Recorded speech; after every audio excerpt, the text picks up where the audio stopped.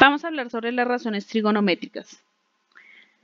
Para hablar de las razones trigonométricas, primero tenemos que recordar cómo se clasifican los triángulos. Recordemos que se clasifican según sus lados y según sus ángulos. Ahora, recordemos que según sus lados hay tres tipos de triángulos, el equilátero, el isósceles y el escaleno. El equilátero tiene tres lados iguales, el isósceles dos y el escaleno ningún lado es igual al otro. Y en sus ángulos tenemos el triángulo rectángulo, el triángulo acutángulo y el obtusángulo. El rectángulo, recordemos que tiene un ángulo de 90 grados. El acutángulo tiene sus tres ángulos agudos y el obtusángulo tiene uno de sus ángulos obtuso. ¿Por qué es importante recordarlo? Porque en las razones trigonométricas vamos a usar específicamente el triángulo rectángulo. ¿Se puede usar otro triángulo aparte del rectángulo para las razones trigonométricas? No. Única y exclusivamente para las razones trigonométricas se usan el triángulo rectángulo. Ahora, esas razones trigonométricas lo que hacen es establecer una relación entre los ángulos internos del triángulo y la medida de los lados del triángulo rectángulo. ¿Listo? Eso es lo que hacen las razones trigonométricas. ¿Cuáles son las razones trigonométricas? La función seno, la función coseno y la función tangente. Son tres funciones.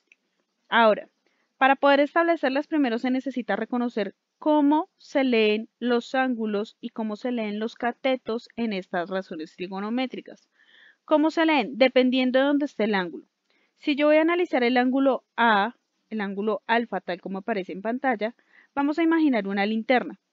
Esa linterna al proyectar su luz va a llegar a la pared y esa pared que se va a ver cuya luz es en este caso rojita, entonces va a ser el cateto opuesto. Siempre donde esté yo ubicado con el ángulo y ubique mi linterna, donde se refleje entre comillas la luz va a ser el cateto opuesto. Mientras que por donde pase la luz va a ser el cateto adyacente, tal como aparece ahí. ¿Listo? Ahora, si el ángulo estuviera en la parte superior, el cateto opuesto sería donde visualmente ahorita está el adyacente y el cateto adyacente sería donde visualmente ahorita aparece el opuesto, si el ángulo estuviera en la parte de arriba, claro.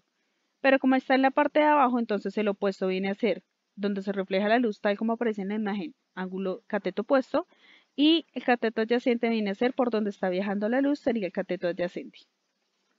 Ahora, teniendo eso en cuenta, ya identificando quién es cateto opuesto, quién es cateto adyacente y quién es la hipotenusa, que siempre va a ser el opuesto a donde está el ángulo de 90 grados, tal como aparece acá, ángulo de 90 grados, cateto opuesto a ese ángulo viene a ser la hipotenusa, siempre va a ser esa la hipotenusa. Ahora, teniendo eso en cuenta, reconoceríamos que seno del ángulo que vamos a analizar va a ser la relación que existe entre el cateto opuesto dividido la hipotenusa. Coseno del ángulo que vamos a analizar va a ser el cateto adyacente sobre la hipotenusa y tangente del ángulo va a ser el cateto opuesto sobre el cateto adyacente. Ya ahorita en clase se van a analizar ejemplos numéricos para que pues se puedan aplicar estas fórmulas, ¿listo? Y si nos dicen, bueno, pero no queremos ahora relacionar los lados con el ángulo, sino queremos encontrar la medida del ángulo. ¿Cómo se hace? Sencillo. Se aplican las mismas fórmulas, solo que con la función inversa. Entonces, seno a la menos 1, que sería la función inversa, del cateto opuesto sobre hipotenusa. En el caso de coseno a la menos 1 sería cateto adyacente sobre hipotenusa. Y en el caso de tangente sería cateto opuesto sobre cateto adyacente. Y ahí se podría encontrar la medida de los ángulos en dado caso de que se necesite. Estas fórmulas es necesario tenerlas presentes porque se van a usar mucho para la relación entre los lados y los ángulos de un triángulo rectángulo, ¿listo?